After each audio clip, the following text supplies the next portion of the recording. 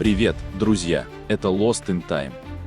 Сегодня мы отправляемся в IX век, в эпоху, когда судьба всей Центральной Азии висела на волоске. В 840 году произошло землетрясение в степи.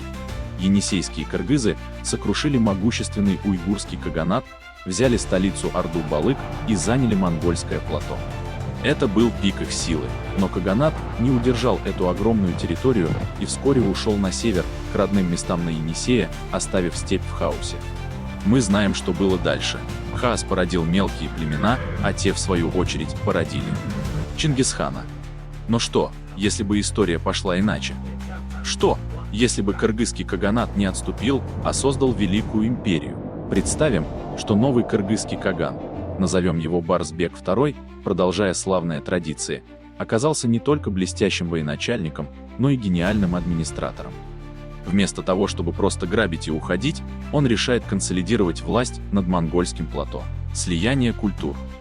Кыргызы, известные своим воинским духом и архоно-енисейской письменностью, не уничтожают, а поглощают развитую городскую и административную культуру побежденных уйгуров. Создается уникальный симбиоз – кочевая мощь плюс городская инженерия. Защита Срединной Азии.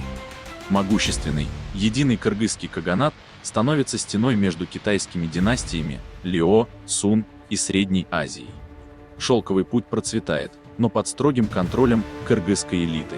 В XI-XII веках каганат становится не просто кочевым племенным союзом, а империей, сравнимой по силе с хазарским каганатом или караханитским государством, контролируя территорию от Байкала до Тянь-Шаня.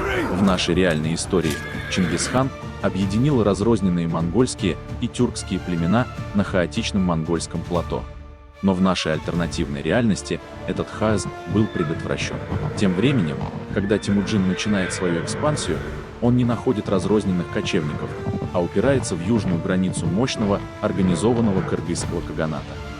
Вместо быстрого покорения народов Сибири, Монгольская империя сталкивается с огромным, хорошо подготовленным противником. Эта война была бы долгой, изнурительной и, вероятно, взаимно разрушительной. Итог. Каганат не исчезает.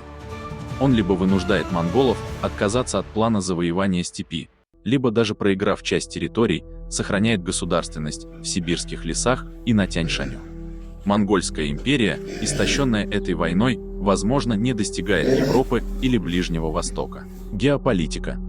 На карте мира существует огромное государство. Возможно, оно называется Хангарай или Мёнгю-Кыргыз-Эль.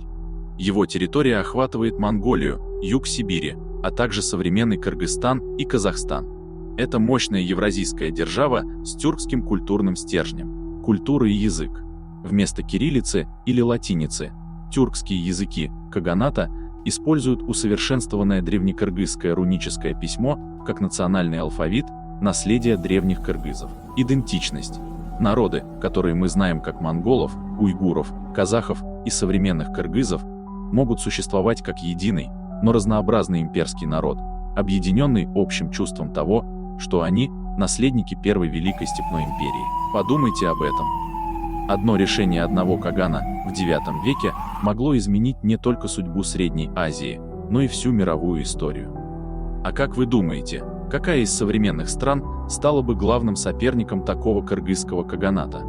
Пишите свои версии в комментариях.